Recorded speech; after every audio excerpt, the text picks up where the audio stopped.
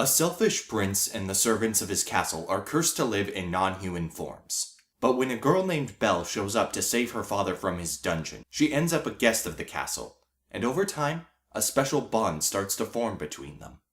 The good! It should come as no surprise because Disney, but the production values on this movie are really high. The sets, the various designs, some of the sequences. In comparison to the other live-action Disney remakes, I feel like this is one where Disney really went all in. Nearly every performer in this movie does a really good job with their roles. I was most entertained by the actors playing Lumiere, Cogsworth, LeFou, and Gaston. And LeFou in particular is a character that I think they did some interesting things with in this telling of the story. And I'm actually not talking about the fact that LeFou is supposedly gay in this version of the story, which, honestly, based on what I saw in this movie, was not something worth raising controversy about to begin with.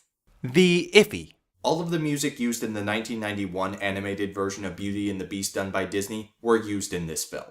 The same musical talent also came back to compose the score for this movie, so it still sounds pretty dang good.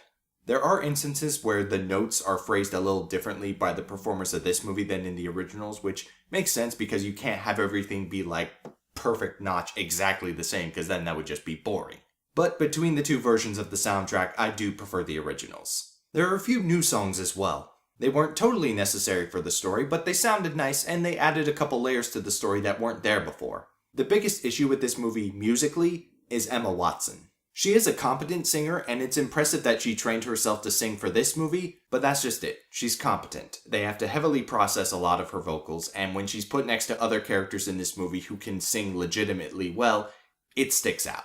Going back to comparisons again, the original film was 1 hour and 24 minutes long. This version is 2 hours and 9 minutes long. What they were attempting to do with this remake were updating some character motivations, filling in the blanks of the story, and smoothing out some of the nitpicks that may have existed in the 1991 version of the film. I do think there are a few changes in this movie that the story legitimately benefits from, but a number of these changes also feel tacked on and don't feel like they add a meaningful new layer to the story. The bad.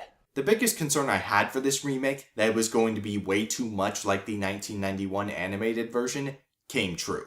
Like I said before, the production values are great, the performers do a good job, but it's hard for this movie to capture a certain level of charm when it's so strongly mimicking something that already exists. And the fact that this movie is sticking so close to a movie that already exists, it begs the question, why remake it at all except just to see it in live action?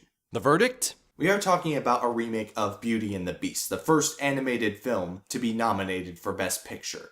So obviously this is the remake that had the highest bar to clear.